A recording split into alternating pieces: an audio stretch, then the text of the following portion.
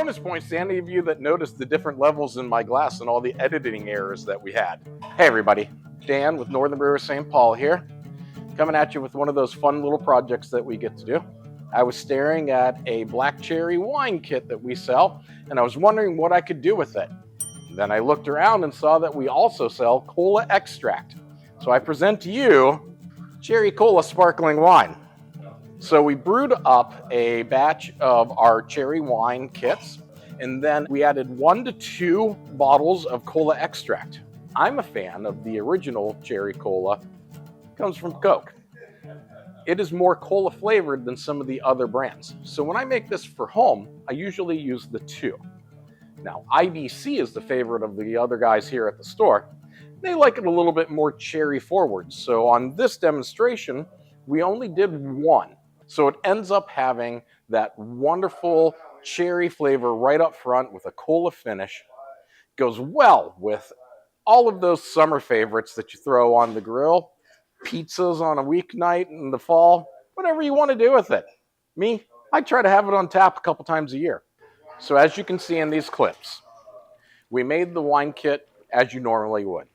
First, we sanitized everything, then we diluted the extract, pitched our yeast. After 2 weeks of fermentation, moved it, stabilized it, and added the flavoring packet. Let it go for a few more days to clarify, and then at time of caking, we went ahead and added in our cola extract.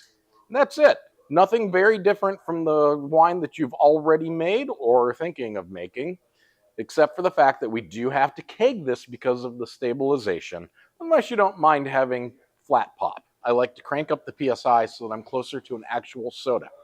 I usually charge it to about 19 PSI and go from there. So when you have your finished product, it's going to pour with a wonderful, effervescent, almost pinkish purple head. The color itself is so deep red that you can't see through it, and you might be mistaken for it being nice deep brown, just like the colas that we're mimicking. So I've had the opportunity to share this with both customers here at the store and friends and family at home. A lot of people are hesitant at first, but when they try it, they actually come back for seconds, thirds, and sometimes fourths. However, I don't necessarily recommend that because it's 7 to 8% alcohol, depending on the kit that you choose. It can put you to sleep. If I'd been given a script.